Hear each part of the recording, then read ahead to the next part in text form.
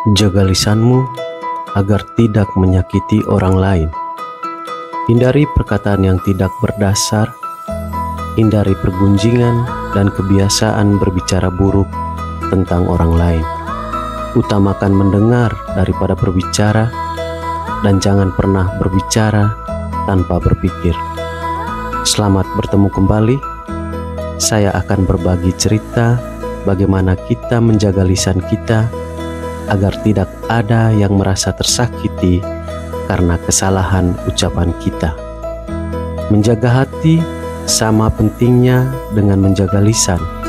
Sebab jika seseorang hatinya baik, maka akan keluar dari lisannya perkataan-perkataan yang baik pula. Karena sebenarnya lisan itu mencerminkan kebersihan hati seseorang. Belajarlah untuk membahagiakan orang lain, walau itu hanya dengan menjaga mulut. Kita mungkin pernah merasakan bagaimana sakit hati yang sangat mendalam akibat omongan orang. Kita juga tahu hal itu sangat sulit untuk disembuhkan. Meski kata maaf sudah diucapkan, belajar dari hal tersebut, lalu kenapa kita tidak bisa menjaga lisan kita? Kita selalu berharap orang lain mengerti tentang kita, tapi kita tidak pernah berpikir bagaimana perlakuan kita kepada mereka sebelumnya. Hati kita selalu tertutup dan lupa saat kita menjelekkan orang lain karena didorong oleh rasa iri dan dengki. Tapi saat berhadapan muka, kita selalu berwajah manis. Ingat, karma itu ada. Apa yang kau tabur, itulah yang akan kau tuai. Ada teman yang bekerja di hotel. Lalu kamu bertanya, berapa gaji kamu? Dia menjawab 2 juta. Lalu kamu bilang, apakah itu cukup? Bukankah biaya hidup begitu mahal? Lalu dengan hebatnya, kamu pun membandingkan penghasilannya dengan penghasilan orang lain. Dan sejak saat itu, dia menjadi benci pada pekerjaannya.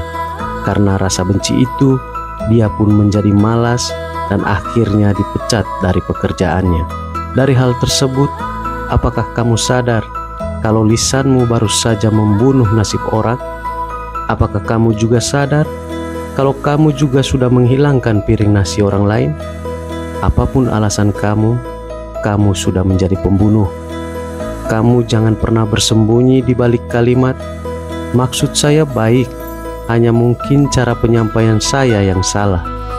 Ingat, lisanmu menunjukkan maksudmu yang terselubung.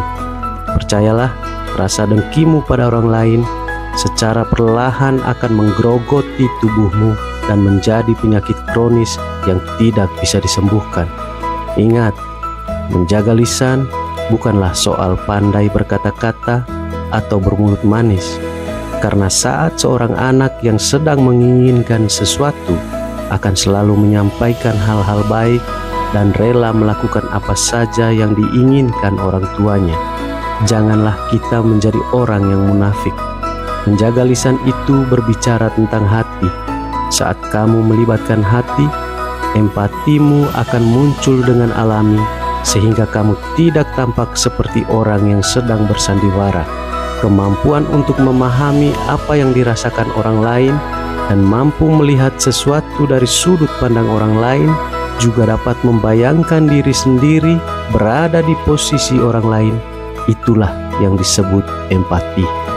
Cobalah untuk tundukkan kepala dan tanyalah hati di balik dadamu. Apakah kamu menjadi orang yang menderita saat orang lain gembira? Ataukah kamu menjadi orang yang bahagia saat orang lain bersedih? Kalau kamu seperti itu, kamu adalah penderita luka batin akut yang harus disembuhkan. Lakukan 3 hal ini untuk menyembuhkan luka batin kamu. Pertama, keluarlah dari zona nyaman dan berkumpul dengan mereka yang berbeda. Kedua, mulailah menjadi pendengar yang baik. Dan yang terakhir, belajarlah berada di posisi orang lain saat ada yang berkeluh kesah kepadamu. Seseorang yang punya empati memiliki kemampuan untuk mengendalikan emosi.